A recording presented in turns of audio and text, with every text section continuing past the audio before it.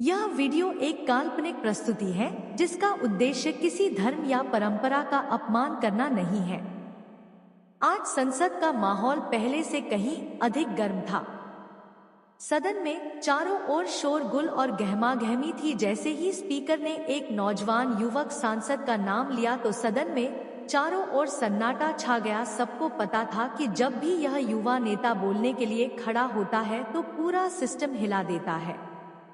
सांसद चंद्रशेखर आजाद बोलने के लिए खड़े हुए। हर बार की तरह वही जोश और क्रांति उनके चेहरे पर साफ साफ दिखाई दे रही थी। सबकी नजरें उन पर टिक गई। चंद्रशेखर आजाद रावण ने बोलना शुरू किया और कहा, माननीय सभापति महोदय और सदन के सभी सदस्यगण, आज हम जिस दीपावली के उत्सव को केवल रोशनी और मिठाइयों तक सीमित मानते हैं, उसका वास्तविक इतिहास, उसके संदेश और उसके समाज पर प्रभाव पर चर्चा करेंगे। यह केवल दिखावे का पर्व नहीं है यह ज्ञान और करुणा का प्रकाशन। इस पर प्रधानमंत्री नरेंद्र मोदी ने अपनी कुर्सी से बैठेगी हल्की मुस्कान के साथ कहा, चंद्र शेखर जी, आप इतिहास कराते हैं या केवल अपनी काल्पनिक व्याख्या पेश कर रहे हैं?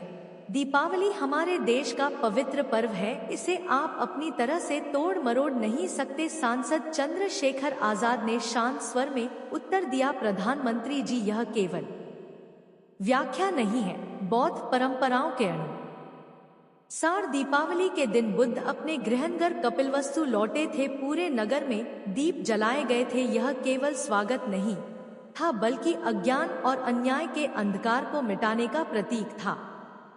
इसे बाद में रामायण की विजय गाथा से जोड़ दिया गया। इसलिए जो हम आज मनाते हैं उसका असली संदेश हम भूल चुके हैं। मोदी के चेहरे पर गुस्सा उभरने लगा। उन्होंने उठकर कहा, रामन जी, आप हमारे धार्मिक विश्वास पर सवाल उठा रहे हैं। क्या आप यह कह रहे हैं कि राम और रामायण केवल प्रतीकात्मक है? क्या आप हमारी परंपरा और आस्था को चुनौती दे रहे हैं? सांसद चंद्रशेखर आजाद ने गंभीर स्वर में कहा, प्रधानमंत्री जी, मैं किसी की आस्था पर हमला नहीं कर रहा, मैं इतिहास, तर्क और वैज्ञानिक प्रमाण पेश कर रहा हूँ। बुद्ध का जन्म लगभग 563 से 483 ईसा पूर्व हुआ। रामायण का लिखित रूप लगभग 300 से 200 ईसा पूर्व में आया और रामायण के सभी कैरेक्टर के पुरातात्विक साक्ष्य भी उपलब्ध नहीं है। इसका मतलब यह है कि बुद्ध पहले आए और उनके उपदेश और घटनाएं रामायण जैसी कथाओं के लिए प्रेरणा बन सकती थी। जातक कथाओं में राजा का त्याग, वनवास, दुष्टों पर विजय और करुणा का प्रचार पहले से मौजूद था। रामायण में इसे युद्ध और विजयी प्रतीकों के माध्यम से दिखाया गया। मोदी झुककर बोले, चंद्रशेखर, आप हमारे बच्चों की चेतना को भ्रमित करना चाहते हैं। बुद्ध के उपदेशों को हमारी संस्कृति पर हावी करना चाहते हैं। यह स्वीकार्य नहीं है। चंद्रशेखर ने तेज आवाज में कहा, प्रधानमंत्री जी, यह हावी होने की बात नहीं है यह सच्चाई और तर्क की बात है। दीपावली का वास्तविक अर्थ यह है कि हम अपने भीतर का दीप जलाएं। बुद्ध ने ज्ञान प्राप्ति के बाद अपने गृहनगर लौटकर यही दिखाया कि वास्तविक प्रकाश दूसरों को शिक्षित करना में और करुणा फैलाने में है। यदि हम केवल बाहरी दिनों तक सीमित रहें तो असली दीपावली यानी दीप दान खो जाएगी। मोदी और तेज स्वर में बोले, आप इतिहास के नाम पर हमारे धर्म और संस्कृति को तोड़ने की कोशिश कर रहे हैं।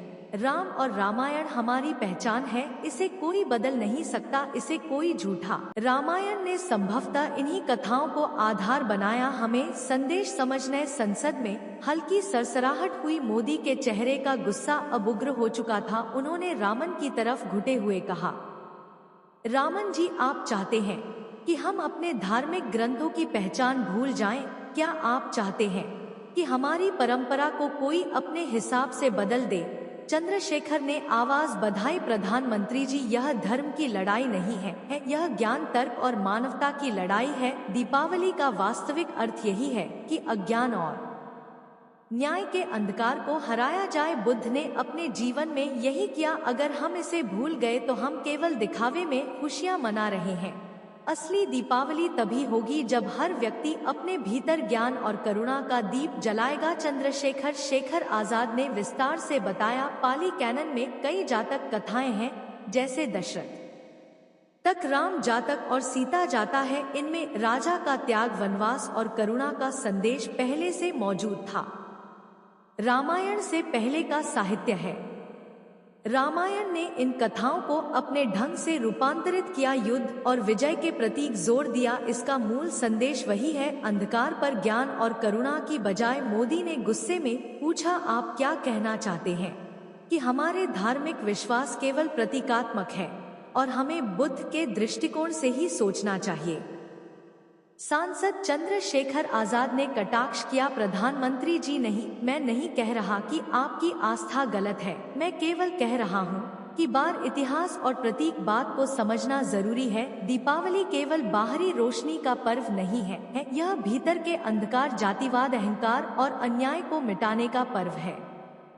जब हम केवल दिनों तक सीमित रहेंगे तो असली दीपावली खो जाएगी। संसद में अब माहौल और भी गर्म हो गया। रावण ने कहा, सोचिए कि हम दीप जलाते हैं, मिठाई खाते हैं, लेकिन समाज के भीतर का अंधकार कैसे मिटा रहे हैं। गरीबी, भेदभाव और अहंकार अभी भी मौजूद है। असली दीपावली तभी होगी जब हर व्यक्ति अपने भीतर दीपक जलाएगा। मोदी गुस्से में लाल हो चुके थे। उन्होंने चिल्लाते हुए कहा, आप हमारे इतिहास और धर्म को तोड़ने की कोशिश कर रहे हैं। क्या आप चाहते हैं कि हम अपने बच्चों को भ्रमित करें? चंद्रशेखर आजाद ने तेज आवाज में कहा, प्रधानमंत्री जी, यह के बच्चों की चेतना की नहीं, पूरे समाज की चेतना की बात है। दीपावली का वास्तविक अर्थ भूल गए हैं।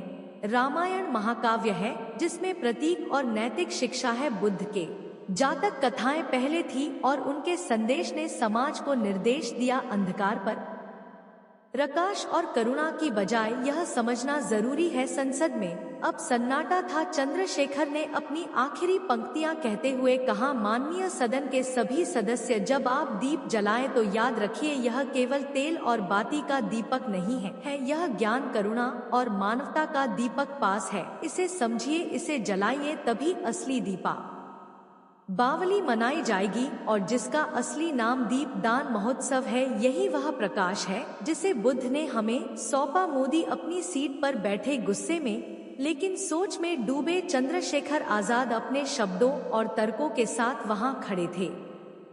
यह बहस केवल एक उत्सव की नहीं थी, यह इतिहास, संस्कृति और समाज सुधार की बहस समान थी। दोस्तों, इस पर आपकी क्या राय है? क्या सांसद चंद्रशेखर आजाद ने जो इतिहास बताया कि वह सही बताया या नहीं?